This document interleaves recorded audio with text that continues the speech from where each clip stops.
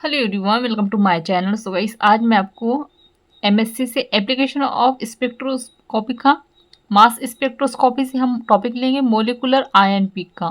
Most time topic है guys, हमेशा exam में आते रहता है और ये टॉपिक आपको फोर्थ सेमेस्टर में या थर्ड सेमेस्टर में आपको काम आएगा। तो आप देख लीजिएगा आपके किस सेमेस्टर में ये सिलेबस में दिया गया है टॉपिक। और चैनल पर नए हैं तो प्लीज़ चैनल को सब्सक्राइब कर दीजिएगा, बेल आइकन प्रेस कर दीजिएगा। कमेंट में ज़रूर बताएगा आपको नोट्स कैसे लगे। और एमएससी केमिस्ट्री और सेमेस्टर के नोट्स परचेस करने के लिए आप मुझे व्हाट्सएप पे मैसेज कर सकते हैं। डिस्क्रिप्शन पे व्हाट्सएप नंबर शेयर कर दूंगी। चलिए देखते हैं आगे। मोलिकुलर आयन पीक होता क्या है? तो कह रहा है कि जब किसी मोलिकुल में का हाई एनर्जेटिक इलेक्ट्रॉन बीम से 10 या 15 वोल्ट बॉम्बार्डिंग कराई जाती है, तब पेरेंट मोलिकुल से 1 इलेक्ट्रॉन का रिमूवल हो जाता है तथा कैशन का फॉर्मेशन होता है। यह आयन ही मोलिकुलर आयन कहलाता है। अब यहाँ पर देखिएगा क्या कह रहा है कि जब किसी मोलिकुल का जो मोलिकुल होते हैं उनमें हाई एनर्जेटिक, ठीक है, हाई एनर्जी वाले इलेक्ट्रॉन बीम से 10 से 15 बम्बार्डिड कराई जाती है, ठीक है। किसी जो हाई एनर्जी वाले इलेक्ट्रॉन होते हैं उनकी बम्बारी कराई जाती है, ठीक है, किसी भी मोलिकुल में। तब क्या होता है, जो पेरेंट मोलिकुल जो होते हैं उनसे 1 इलेक्ट्रॉन का रिमूवल हो जाता है, ठीक है, और तथा कैशन का फॉर्मेशन हो जाता है। और इसी को हम क्या कहते हैं, यही आयन का मोलिकुलर आयन कहलाता है। यहाँ पे आया समझ में आपको? क्या कह रहा है कि जब किसी मोलिकुल में, देखिए जब मोलिकुल जो होते हैं उनमें क्या होता है, जो हाई एनर्जी वाले इलेक्ट्रॉन की बमबारी कराई जाती है, ठीक है, उसकी एनर्जी कितनी होती है, 10 से 15 वोल्ट होती है। और तब यह पेरेंट मोलिकुल से जो होता है, फिर इसमें जब बमबारी कराई जाती है तो क्या होता है, 1 इलेक्ट्रॉन रिमूवल हो जाता है और जो कैशन होता है उनका फॉर्मेशन हो जाता है। और फॉर्मेशन होता है तब क्या होता है, यह आयन ही क्या कर रहा है, मोलिकुलर आयन कहलाता है, ठीक है। आगे देखते हैं। चूंकि 1 इलेक्ट्रॉन का मास नेग्लिजिबल टेबल होता है, अतः पेरेंट मोलिकुल तथा पेरेंट आयन का मास लगभग सेम होता है, ठीक है। यहाँ पर क्या करें, जो 1 इलेक्ट्रॉन का मास नेग्लेक्ट होता है, ठीक है, अतः जो पेरेंट मोलिकुल होता है तथा पेरेंट आयन होते हैं, मोलिकुल और जो आयन का जो मास होगा वो कितना होगा, लगभग सेम होगा। आगे देखते हैं।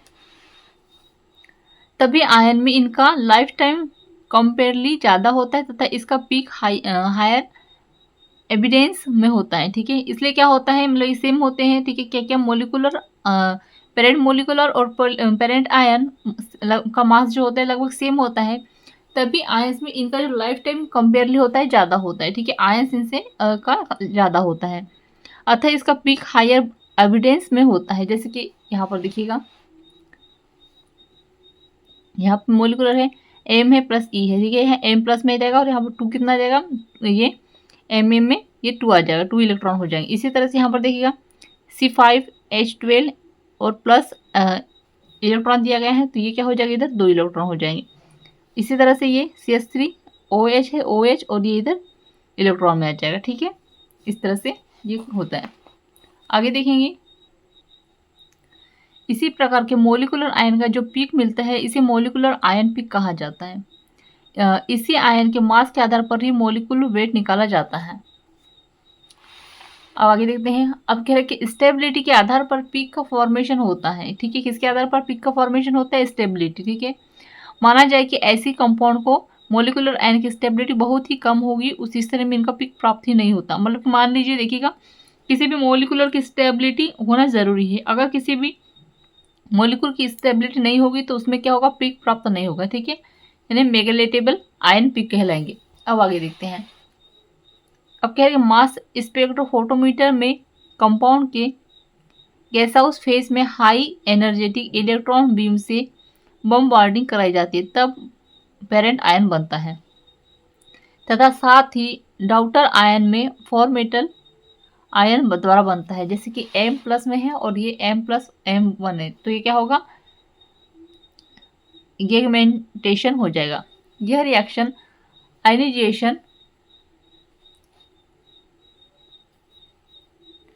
आयनाइजेशन चैम्बर में होता है तथा अब M+ तथा M1+ दोनों ही कलेक्टर में पहुंचकर अपना अपना पीक देते हैं, परंतु जब M+ पेरेंट आयन सोर्स में एनालाइजर की तरफ जाते हुए बीच पैथवे में फ्रेगमेंटेशन करता है, तब इस प्रकार के में आयन को मेटास्टेबल आयन कहा जाता है तथा इन जो पीक प्राप्त होता है उसे मेटास्टेबल पीक कहा जाता है। अब इसके इन पीक का निम्न गुण होता है, ठीक है।